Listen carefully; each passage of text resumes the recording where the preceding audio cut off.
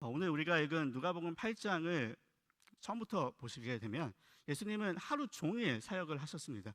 하루 종일 하나님 말씀을 증거하시고 병자들을 고치시고 또 문제가 있는 사람들에게 기도해 주시면서 그 사람들의 병이 낫게 해주셨습니다. 우리가 몽골 선교를 다녀오신 분들도 아시겠지만 하루 종일 사역을 하면 정말 피곤합니다. 잠을 꼭 자야 돼요. 근데 예수님은 사역을 끝나시고 나서 숙소로 돌아가셔서 잠을 자신 게 아니라 갈릴리 호수 부둣가로 가십니다. 그리고 배에 올라서 저녁 무렵에 제자들과 함께 갈릴리 호수를 건너 가십니다. 건너가시는 와중에 폭풍우도 만납니다. 그 폭풍우를 또 잠잠케 하시는 기적을 보여주시기도 했죠. 예수님은 왜 이렇게 사역에 정말 지칠만도 한데 그곳에서 쉬고서 움직이지 않으시고 곧바로 다음 땅 갈릴리 호수를 건너서 있었던 거라사 지방으로 가셨을까요? 예수님은 한 영혼을 만나기 위해서 그 폭풍우를 뚫고 가셨습니다.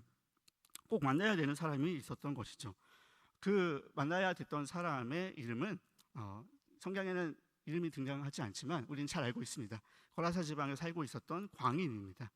광인이라는 이야기를 들으면 딱 느낌이 오시겠지만 이 사람은 정신이 온전하지 않았습니다. 왜 그럴까요? 귀신이 들려 있었기 때문입니다.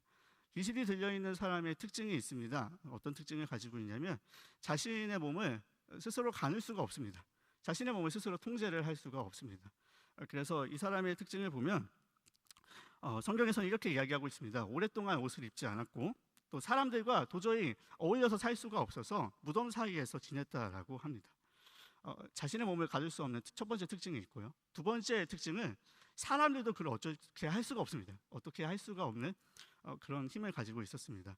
사람들이 이 귀신 들린 사람이 어떤 해코지를 할까 두려워서 어떤 해코지를 하지 않을까 두려워서 이 사람을 쇠고랑과 쇠사슬로 묶어놨습니다. 그런데 이 사람의 힘이 어찌나 센지 그 쇠사슬과 쇠고랑을 다 끊고서 광야로 도망가고 또 이 사람을 잡아먹을 수 없는 그러한 환경 가운데 있었던 것이죠. 광인의 삶을 좀 주목해 보았으면 좋겠습니다. 광인의 삶을 보다 보면 자기의 힘으로도 또 외부의 힘으로도 자신의 삶을 통제할 수 없었던 그러한 삶이었습니다. 귀신이 주는 기괴한 힘이 있었지만 그 기괴한 힘으로 무엇을 했냐면 자신의 몸을 자해하고 짐승 같은 비명으로 하루하루를 살았던 사람입니다. 마을 공동체 중에서 그 사람을 이해할 수 있는 사람이 아무도 없었습니다. 심지어는 가족까지 버렸을 것입니다. 그렇게 자기를 포함한 모두가 포기한 그 사람을 만나기 위해서 예수님은 갈릴리 호수를 건너서 폭풍우를 뚫고 거라사 땅으로 오신 것입니다. 거라사 광인의 이야기가 주일학교부터 이 이야기를 읽고 또 들었던 분들은 굉장히 익숙합니다. 그래서 예수님이 그래 이 한 사람 만나기 위해서 오셨지라는 이 동기가 아주 익숙할 것입니다. 그런데 저도 이 말씀을 한 번 더 묵상을 해보니까 우리가 그 알고 있었던 그 지식을 잠깐 내려놓고 세상의 기준으로 보게 된다면 의아한 점이 한두 가지가 아닙니다. 제가 오늘 그래서 그 말씀을 묵상하면서 네 가지의 의문점이 들었는데 그 네 가지의 의문점으로 말씀을 전개하고 그 다음에 말씀을 정리해서 오늘 말씀을 마무리하려고 합니다. 첫 번째는 이런 질문이 생각이 납니다. 왜 예수님은 하필 그 거라사 지방에 더러운 귀신 들린 자를 만났어야 됐는가라는 질문입니다. 갈릴리 호수가 이렇게 있습니다. 이스라엘 지도를 보시면 가운데 있고 예수님이 사역을 하셨던 곳이 이쪽 가버나움이었습니다. 가버나움이 있고요. 갈릴리 호수를 건너면 이제 거라사 지방이 속한 데가볼리 지역이 나오는데 두 땅은 갈릴리 호수를 곁에 두고 있는 양옆에 있는 땅이지만 굉장히 다른 땅이었습니다.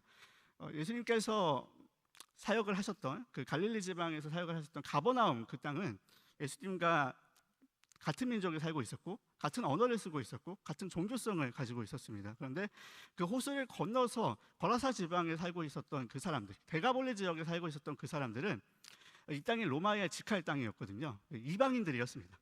예수님과 문화도 다르고 언어도 다를 수 있고 또 가지고 있는 종교성도 달랐습니다. 그런데 이 땅으로 예수님께서 처음 들어가시게 된 것이죠. 무슨 말이냐면 예수님께서 그동안 유대 땅에서 기적을 베푸시고 하나님 나라를 증거하시고 사역을 하셨다라고 하면은 이 거라사 땅으로 간 이 사건이 처음 이방 땅으로 가서 예수님께서 기적을 베풀고 복음을 하나님 나라의 이야기를 증거한 그 사건이라는 것이죠. 그러니까 이방 땅에 들어갔을 때 예수님은 어떤 전략을 가지고 가셨을 거고, 그 전략이 성공했냐 실패했냐를 놓고 생각을 해보면은 의아한 점이 들 수밖에 없는 것입니다. 저라면 제가 감히 강단에서 예수님에 대해서 평론을 하기에는 참 어렵지만, 저라면은 전략을 짠다면 이렇게 짤 것 같습니다. 이방 땅으로 들어가는 겁니다. 그러면 아까도 이제 손익기기도 보셔서 아시겠지만, 어떤 행사를 준비한다고 생각을 해봅시다. 또 이벤트를 준비한다고 생각을 하면은 처음 보는 그 행사를 이목을 집중시키기 위해서는 뭔가 그 눈길을 끌 만한 것이 필요합니다. 그리고 뭔가 유익이 될 만한 것이 필요한데, 예수님은 그 거라사 지방에서 사람들이 다 기피하고 있었던 한 사람을 만났다는 것이죠. 왜 그렇게 하셨을까? 그 마을에 유력한 사람이 있을 수도 있고, 또 그 마을에서 아주 사람들이 딱 누구나 들어도 저 사람을 예수님이 만났구나, 저 사람 변화됐구나라고 하면은 다 변화될 수 있을 것 같은 그런 사람을 만나 주셨을 수도 있는데, 왜 하필 거라사 지방의 이 광인이었을까라는 생각이 들게 되는 것이죠. 자, 그리고 또 이렇게 생각을 해보게 되는 겁니다.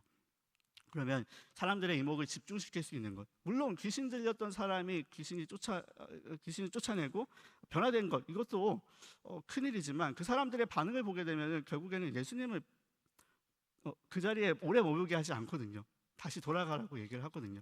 그런 거를 보면은 예수님께서 그 자리에서 이곳이 그 돼지떼를 기르는 곳입니다. 그 축산업으로 따지면 이제 돼지 농장이 있었고, 돼지가 이제 그 지역의 생계를 책임지는 그런 곳인데, 돼지를 그 귀신이 돼지 2,000마리에게 들어가게 하시지 않고 돼지를 번식시켜 주시거나, 아니면 그 땅이 로마의 군사들이 주둔하고 있었던 땅이라고 하는데, 그럼 로마의 천부장이라도 만나가지고 그 사람 변화시켜서 그 사람을 통해서 그들의 군사들에게 진중 세례식을 해주신다든지, 이렇게 하셨으면은 사람들이 더 오래 머물게 하지 않았을까라는 그런 질문이 들게 되는 것입니다. 그런데 여기까지 보면 예수님이 군대 귀신 들린 사람, 이 거라사 광인을 만난 이유를 다시 한번 조명해 볼 수가 있습니다. 예수님은 귀신 들린 그 사람에게 가서 물어봅니다. 그 사람 안에 들어있는 귀신에게 물어보죠. 너의 이름이 무엇이냐라고 물어봅니다. 그랬더니 귀신의 입에서 이런 말을 합니다. 저는 레기온입니다. 레기온은 군대라는 뜻입니다. 군대라는 그 이름을 생각해 보면 이 이름 안에는 한 사람의 인격과 또 한 사람이 가지고 있는 그 영혼이, 군대가 전쟁을 할 때 한 마을에 들어가면 그 마을이 쑥대밭이 돼버립니다. 그런 것처럼 한 사람의 영혼에 들어와서 그 영혼을 송두리째 짓밟고 폭력과 관계에 의해서 그 영혼을 완전히 증명했음을 보여주는 그 이름을 말하고 있죠. 그럼 여기까지 보면은 알겠습니다. 예수님께서 그 군대 귀신 들린 사람을 만나러 오셔서 한 영혼이 정말 송두리째 뺏긴, 악한 영에게 송두리째 뺏긴 그 영혼을 되찾아 오시기 위해서 거라사 땅으로 가셨구나, 그래도 영혼을 만나 주셨구나라는 그거 원인은 알 수가 있습니다. 그렇지만 두 번째 질문이 또 생각이 나는 거죠. 그러면 그 귀신의 이름을 아셨고 또 이 사람이 뭐가 필요한지를 아셨는데, 왜 하필 귀신들이 돼지떼로 들어가게 해달라는 그 요청을 예수님께서 들어주셨을까라는 그 질문이 또 들게 되는 겁니다. 악한 영은요, 항상 예수님의 사역을 방해합니다. 어떻게 방해하냐면, 예수님께서 이방 땅으로 가시고자 했습니다. 그런데 예수님께서 이방 땅으로 가시고자 할 때에 그러한 계획을 또 악한 영은 알고 있었습니다. 그래서 어떻게든 예수님이 그 땅에 오시지 못하게 하기 위해서 갈릴리 호수에 폭풍우를 통해서 막으려고 했었고, 제자들의 믿음을 흔들어서 이 땅으로 오지 못하게 하려고 했었습니다. 그러나 그 모든 시도들을 예수님께서는 잠잠하게 하시고 거라사 땅으로 들어가셨죠. 그리고 나서 거라사 광인을 만나 주신 겁니다. 거라사 광인이 예수님 앞에서 이렇게 이야기를 합니다. 물론 귀신이 그 사람의 입을 통해서 이야기한 것이겠지만, 예수여 당신이 나와 무슨 상관이 있나이까? 라고 이야기합니다. 좀 더 쉬운 말로 이야기를 하면 이런 말이 됩니다. 예수여 당신이 나와 무슨 상관이 있나이까? 이 말은요, 예수님 저한테 관심을 가져주지 마세요. 저한테 관심 주지 마세요. 예수님 제발 저를 버려주세요. 저를 내버려 두세요 라고 이야기하고 있는 것입니다. 그렇지만 이 거라사 광인의 입을 통해서 나오고 있는 이 호소, 지극히 높으신 하나님의 아들 예수여, 예수여 당신이 나와 무슨 상관이 있나이까 라고 하는 이 대화 속에서, 이 외침 속에서 예수님은 한 가지를 캐치해내십니다. 그것은 무엇이었냐면, 그 안에, 이 말 속에는 들어있지 않지만, 예수님 저 좀 살려주세요, 예수님 저 좀 살려주세요 라는 그 호소를 들으시고 이 영혼을 되찾으려고 하시는 것입니다. 예수님이 그래서 광인에게 들어간 귀신에게 말씀하십니다. 귀신이 요청을 하죠. 이제 예수님이 오셨으니 예수님의 계략을 알고 있는 겁니다. 예수님 이 땅에 오시면 복음이 전해지게 될 것이고, 복음이 전해지게 되면 이방 땅에 있는 사람들이 그동안에는 육신의 정욕과 이생의 정욕과 안목의 정욕과 이생의 자랑으로 살면서 지옥으로 가고 있었던 이 땅이 예수님 한 사람, 그리고 그 예수님이 만난 한 사람을 통해서 천국의 복음이 심어지고 자신들이 자유롭게 활개치지 못하게 될 것을 알았기 때문에 이 자에게서 반드시 나와야 되는데, 그럼에도 불구하고 우리가 좀 활동할 수 있는 곳으로 들어가게 해주세요라고 요청을 하게 되는 것이죠. 그래서 예수님은 귀신에게 말씀합니다. 그렇게 들어가도 좋다라고 하고서 그 사람에게서 나오거라라고 말씀을 하십니다. 사탄의 전략이 있습니다. 사탄의 전략은 예수님이 이미 이 땅에 들어왔습니다. 이방 땅에 들어오셨고, 그 다음에 사탄이 전략을 다시 짭니다. 어떤 전략이냐면 예수님이 이 땅에 오래 머물지 않게 하려는 전략을 세우는 겁니다. 그래서 어떻게 보면은 사탄이 또 머리를 써서 돼지떼로 들어가게 해주세요라고 얘기를 했을 겁니다. 돼지떼 2,000마리에게 들어갑니다. 오늘 우리가 읽은 누가복음에는 그 2,000마리라고 나와 있지 않지만 똑같은 사건이 기록된 마태복음, 마가복음을 참고해 보면은 2,000마리라고 나옵니다. 근데 그 2,000마리라고 하니까 뭐 돼지 2,000마리인가 보다 별로 감흥이 없으실 수도 있는데, 2,000마리를 제가 한번 계산을 해봤습니다. 돼지 한 마리가 요즘 어느 정도 하는가 했더니 돼지 한 마리가 40만 원 정도 한다고 해요. 그럼 40만 원 곱하기 2,000마리면 얼마인가요? 네, 계산이 빠른 분들은 아시겠지만 8억입니다. 8억. 예, 별로 누나 깜짝하지 않으시는데 8억입니다. 예수님은 거라사 광인 한 사람을 구하시려고 8억의 손실을 허락하신 것이에요. 귀신 들린 돼지를 바다 밑으로 수장시키면서 다시는 그 귀신들이 이 영혼을 주장하지 못하게 하셨습니다. 그런데 그렇게 하시기까지 8억의 손실이 들었던 겁니다. 한 영혼을 천하보다 귀하게 여기신다는 것은 알지만 좀 경제관념으로 생각을 해보면 이건 좀 너무하네라는 생각이 조금 들 수도 있을 것 같습니다. 그리고 이방인의 입장에서 생각을 해보면 또 세 번째 궁금증이 듭니다. 세 번째 궁금증은 이것입니다. 이방인의 입장에서 생각을 해보는 겁니다. 예수님은 유대인이었습니다. 유대인들은 돼지는 율법에서 부정한 동물을 여기기 때문에 먹지도 않았고 기르지도 않았습니다. 근데 이방인의 입장에서 생각을 해보면 좀 다르거든요. 이방인의 입장에서는 그 돼지가 그 지역의 경제를 책임지는 재산입니다. 그러면 예수님 입장에서는 그게 중요하지 않을 수 있죠. 유대인이니까 중요하지 않을 수가 있는데, 이방인의 입장에서는 엄청난 막대한 손실을 예수님께서 하고 계신 것입니다. 사람들의 반응을 좀 보겠습니다. 예수님께서 그렇게 기적을 베푸신 것을 보고 돼지 2,000마리가 수장되는 것을 본 돼지를 치던 사람들은 마을로 들어가서 이야기를 합니다. 예수라는 사람이 와가지고 한 사람 고치겠다고 돼지 2,000마리를 수장시켰습니다. 돼지 2,000마리가 다 바다로 빠져서 죽었습니다 라고 알립니다. 사람들을 두려워하면서 거라사 광인이 깨끗하게 나와서 옷을 입고 예수님의 발 앞에 앉아서 말씀을 듣고 있는 그 모습을 보면서 놀라기도 했지만 그것에 집중한 것이 아니라 잃어버린 돼지 2,000마리에 집중을 하였습니다. 그리고 이렇게 생각을 했을 것 같습니다. 야, 이 예수라는 사람이 여기 와서 큰 기적을 베풀었는데, 근데 이 사람을 보니까 불쌍한 사람들을 많이 도와주는 것 같아. 그 귀신 들린 사람 한 사람을 도와줬는데 여기서 또 다른 불쌍한 사람 하나 도와주다가 우리 옆에 있는 염소 농장도 다 염소를 잃어버리게 될 거고, 양 농장도 양을 다 잃어버리게 될 거고, 이러다가 우리 좀 거덜나겠다라고 생각을 해서 예수님한테 사람들의 입을 모아서 이야기를 하죠. 정중하게 부탁을 합니다. 우리는 예수님 당신을 감당할 수가 없습니다. 그러니까 이 땅에서 나가 주십시오라고 부탁을 합니다. 자, 여기까지 보면 제가 생각을 했을 때는 예수님이 그 땅에 오래 머물면서 천국 복음을 전하시고 그 사람들이 많은 복음의 열매를 맺고서 예수님이 돌아오시는 게 이제 승전가를 올리고 다시 복귀를 하시는 그림인데, 사탄이 돼지 2,000마리에게 들어가는 걸 허락해 주세요라고 하는 것을 예수님께서 허락하시고 돼지 2,000마리가 수정되는 것을 보면서 사람들의 반응이 예수님을 영접하는 것이 아니라 거부합니다. 그런 걸 보면은 사탄의 전략이 통한 것 같아요. 사탄의 전략이 예수님의 전략을 이겼나라는 그런 생각을 하게 되는 겁니다. 자, 여기서 이제 네 번째 궁금증입니다. 예수님께 이 사람들이 떠나달라라고 말씀을 드립니다. 그랬더니 예수님은 너희가 잘못 생각한 거야 라고 바로 잡지 않으시고 그대로 떠나세요. 왜 이렇게 떠나시지? 순순히 그 자리를 벗어나서 배에 오르십니다. 그리고 거라사 광인이 예수님께 요청을 합니다. 예수님, 저는 저 사람들과 다릅니다. 저는 예수님 떠나면 못 삽니다. 예수님을 따라다니는 제자들처럼 저도 예수님 따라가고 싶습니다. 저도 배에 오르게 해주세요 라고 이야기를 합니다. 그런데 예수님이 신기해요. 이 거라사 광인에게 이렇게 얘기를 합니다. 너가 할 일은 나를 따라오는 일이 아니야. 여기에 남아서 너가 할 사역을 해야 해.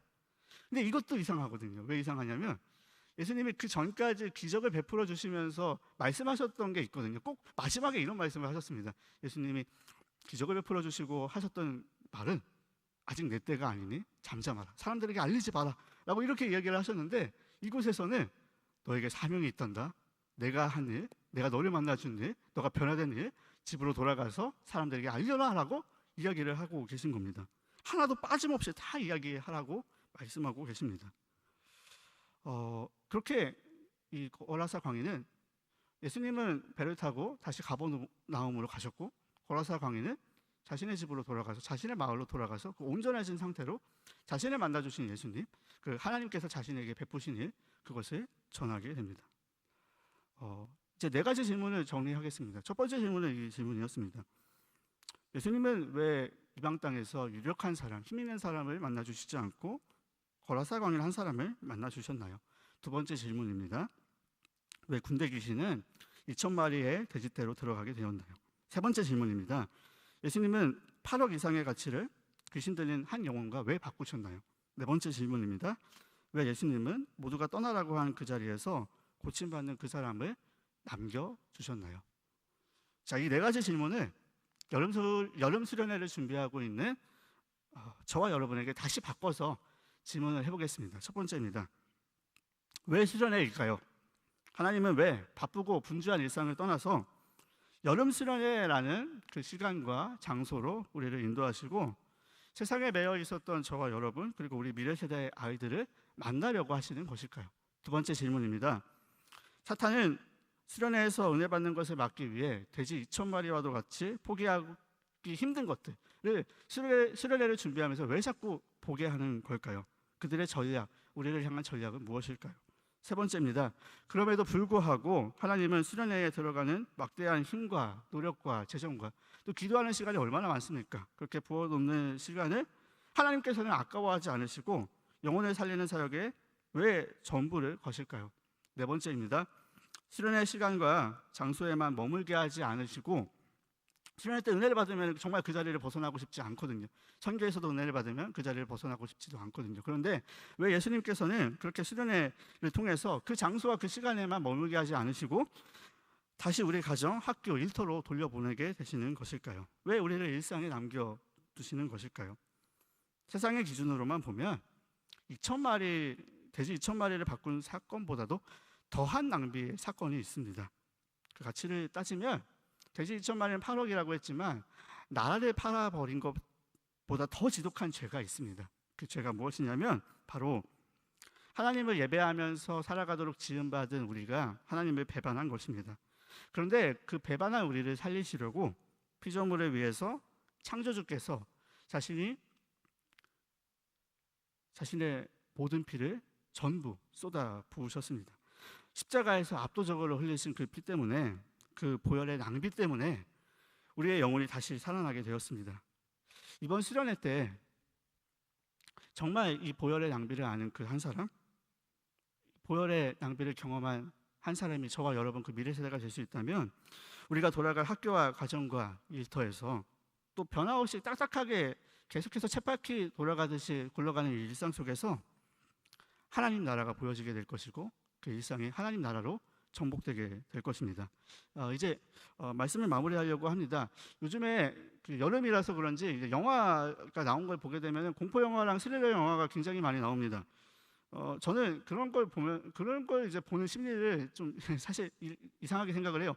왜 두려움이라는 감정에 자기를 매몰시키면서 그걸 즐기지라는 생각을 합니다. 그런 것들을 보면서 악몽을 꾸기도 하고 막 이런 부분에서는 무서웠다 저런 부분에서는 무서웠다라고 하면서 사람들에게 두려움을 심어주기도 합니다. 중고등부 아이들도 그런 얘기들을 많이 해요. 그러면 제가 중고등부 아이들이 그렇게 막 무서워서 귀신이 나올 것 같다, 깜깜한 곳만 가도 막 귀신이 나올 것 같다라고 얘기를 하면은 제가 이렇게 얘기를 해줍니다. 그래, 귀신이 무섭네. 근데 진짜 귀신도 무서워하는 게 무엇인지 아니? 그러면은 애들이 머리를 굴러가면서 얘기를 해요. 귀신보다 무서운 게 있어요. 뭐야? 사람이요. 왜? 배신하잖아요. 그래, 그렇게 따지면은 하나님 앞에서는 우리가 정말 무서운 존재네. 하나님 배반하고 뭐 이렇게도 얘기하지만, 근데 그 귀신이 정말 무서워하는 사람이 있어. 너희가 귀신이 무섭니? 아니야. 귀신이 정말로 무서워하는 사람이 있어. 그 사람이 누군지 아니? 그 사람은 예수님을 찐으로 만난 사람이야. 예수님을 찐으로 만난 사람이 있으면 사탄의 계략은 모두 다 수포로 돌아가거든 라고 얘기해 줍니다. 디모데후서 1장 7절에 이렇게 이야기합니다. 하나님이 우리에게 주신 것은 두려워하는 마음이 아니요 오직 능력과 사랑과 절제하는 마음이니. 아멘. 예수님의 영혼을 살리기 위해서 흘리신 십자가의 피가 낭비 같나요? 그렇지 않습니다. 한 사람의 그 거라사 강인 한 사람의 가치가 8억이라고 했습니다. 8억이 낭비된 것 같나요? 그렇지 않습니다. 예수님께서 다시 이 데가볼리 지역 그 찾게 되는 사역의 자리가 그 뒤에 나옵니다. 예수님이 데가볼리 지역을 2번 방문하셨는데요. 첫 번째는 거라사 광인이 있었을 때 방문하셨고, 두 번째는 칠병이어 사건이 있을 때 방문하셨습니다. 칠병이어 사건이 일어날 때 예수님은 그 땅을 방문하셨는데, 그 땅에 예수님을 보기 위해서, 예수님의 말씀을 듣기 위해서 모인 사람의 숫자가 4,000명입니다. 그 4,000명이 3일 동안 밥도 먹지 않고 밥을 굶어가면서 예수님의 말씀을 사모합니다. 예수님을 배반하고 예수님을 거절하고 예수님 돌아가세요, 우리 감당할 수 없습니다라고 했었던 그 땅이 4,000명이 모여서 예수님의 기적을 봅니다. 그리고 자신들이 굶주려 있었던 그곳이 예수님의 기도하시고 축사하셔서 그 모든 양식이 채워지고 7가지의 광주리가 남게 되는 그 기적까지 보게 됩니다. 저는 이것이 연장선상이라고 생각합니다. 예수님께서 거라사 광야에 그 땅에 남겨놓으신 이유는 그 복음이 전파되게 하시면서 그 사람의 삶을 통해서 사람들이 그 사람의 삶을 보면서 하나님은 정말 살아계시는구나, 예수님께서 하신 일은 정말 놀랍구나, 예수님이 나를 위해서도 이 거라사 광야를 만나주셨던 것처럼 아낌없이 그 낭비를 통해서 나를 만나주시고 나의 영혼을 새롭게 하여 주시는구나라는 것을 이 마을 사람들이 알게 되었고, 그 말씀을 사모하였고, 예수님이 찾아왔을 때 말씀을 듣고 변화되어서 다시 삶으로 돌아가서 그 기적의 삶을 체험하고 은혜를 체험하는 그 역사가 일어나게 된 것을 우리는 볼 수가 있습니다. 담임 목사님께서 몽골 선교를 다녀오셔서 이렇게 말씀하셨습니다. 선교는 정말 가성비가 있는 사역이라고. 자, 여름 수련회도 동일한 은혜가 있기를 저는 소망합니다. 정말 가성비가 있는 사역인 것 같습니다. 한 영혼을 만나주시면은 이 아이들이 하나님이 없을 것 같이 여겨지는 그 학교가 변화될 것이고요, 이 한 영혼을 만나주시면은 우리 가정이 정말 힘듭니다라고 하는 그 가정도 하나님께서 만나주실 것이고, 이 아이들을 통해서 부모님들의 직장과 하고 계신 모든 사역들도 하나님께서 역사하시는 그 사역의 현장이 될 것임을 믿습니다. 하나님 나라로 전복되는 그 역사가 일어날 수 있기를 간절히 축원하면서 우리 함께